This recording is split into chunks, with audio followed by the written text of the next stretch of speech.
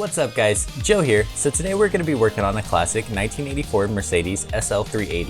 A client called me and said that there was some hard water spots on the hood and asked if I could remove them. Now dealing with hard water spots, you'll need to know that there are two different types of water spots. The first type of water spot is a mineral deposit that gets left behind on the surface after the water has evaporated.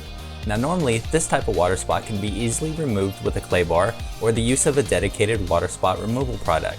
Then there's the second type of water spots. Those water spots have etched into the vehicle's paint, and those will need to be polished out. Cleaners like the 3M water spot removal and even a water and vinegar mixture are great to remove fresh mineral deposits, but cannot undo the etched in damage the deposits have already caused, like in this case. Each car that comes into my shop goes through a paint evaluation process, which consists of checking each panel to see the depth of the paint, and on classic cars, there's also a test performed to determine if the paint is a single stage or a base coat, clear coat paint job. If you are unsure if your vehicle has a single stage or a dual stage paint job, take a few minutes to do a simple test. Apply some of Meguiar's Deep Crystal Paint Cleaner on a pad. Next, you'll want to rub the paint cleaner to a number of different places on the car to check and make sure the entire car is using the same type of paint system.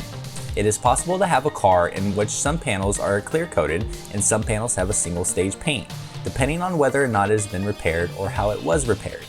After rubbing the paint cleaner against the paint, turn the pad over and inspect it. If you find color on the pad, this is an indicator that the paint you are working on is a single stage paint finish and the color you are seeing is pigment transferring from the paint onto your applicator pad.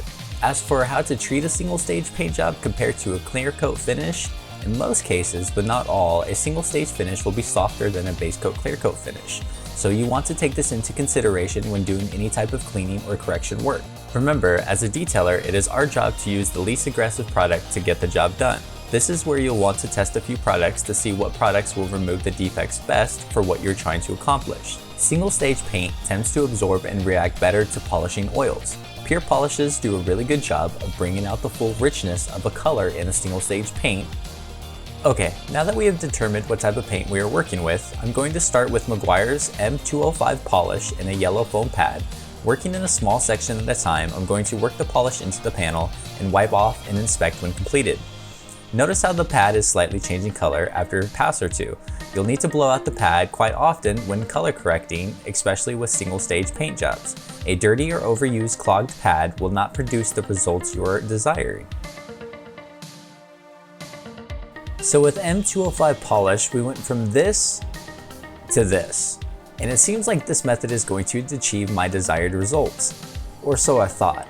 Now here on the top of the hood, you can clearly see the etching is a lot more apparent. So I switched to a microfiber cutting pad with N2o5 compound, and that seemed to work very well. There are some cases where instead of priming my pad, I dropped a few bigger than your recommended pea-sized drops of compound on the panel. Now some people call this the mow down technique. There's only a few circumstances I've needed to use this technique, and this being one of those cases. Now in theory, a mow down is what it sounds like. We're using more buffing product to remove the defects. Once the defects have been removed, I'll follow up with N2o5 finishing polish to remove any leftover compounding haze.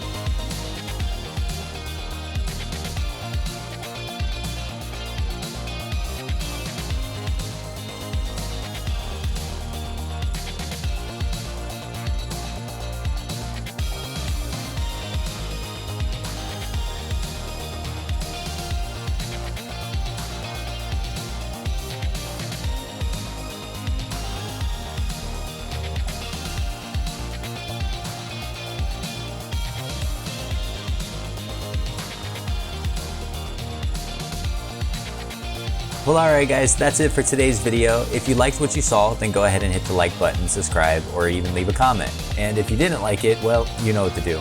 Anyway, I'll see you guys on the next video. If you haven't checked out my Prelude build series, I encourage you to do that. We are on episode 4, which reveals next week.